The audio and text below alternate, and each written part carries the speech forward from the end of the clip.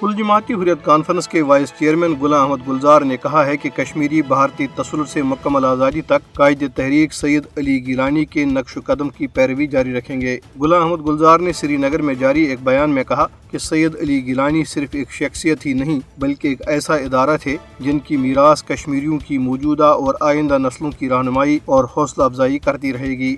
انہوں نے اپنے محبوب قائد کو ان کے دوسرے یوم شہادت پر خراج عقیدت پیش کرنے کے لیے یکم ستمبر کو حیدر پورہ سری نگر میں سید علی گیلانی کی قبر کی طرف مارچ کی کال کا اعادہ کیا۔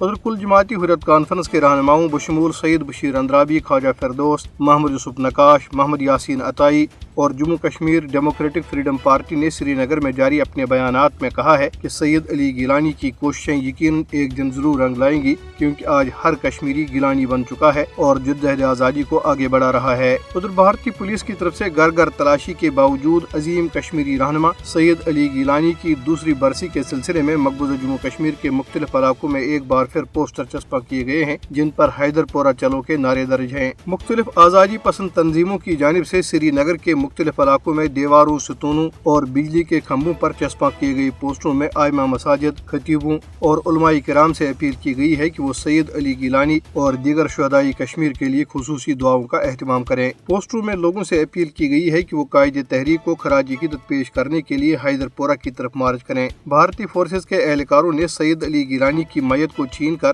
انہیں ان کی مرضی کے برعکس رات کے اندھیرے میں حیدر پورہ کے قبرستان میں سپرد خاک کیا تھا۔ سید علی گیلانی کے اہل خانہ کے مطابق وہ مزار شہداء عیدگاہ سری نگر میں اپنی تدفین چاہتے تھے۔ بھارتی فوجیوں نے ضلع پونچھ کے علاقوں سرن کوٹ اور مینڈر میں محاصرے اور تلاشی کی کارروائیاں جاری رکھی۔ یہ کارروائیاں بھارتی فوج اور پیراملٹری فورسز کے اہلکاروں نے مشترکہ طور پر شروع کی تھی۔ دریاسنا مقبوضہ جموں کشمیر میں پونچھ اور راجوری اضلاع کے مختلف علاقوں میں پاکستانی جھنڈے لہرائے گئے ہیں۔ بھارتی حکام نے تصدیق کی ہے کہ ضلع پونچھ میں بمبر گلی میں مڈل سکول سرولا سے پاکستان کا قومی پرچم برآمد ہوا ہے۔ اتوار اور پیر کی درمیانی شب ضلع راجوری کے علاقے لام سے بھی پاکستانی جھنڈے ملے تھے۔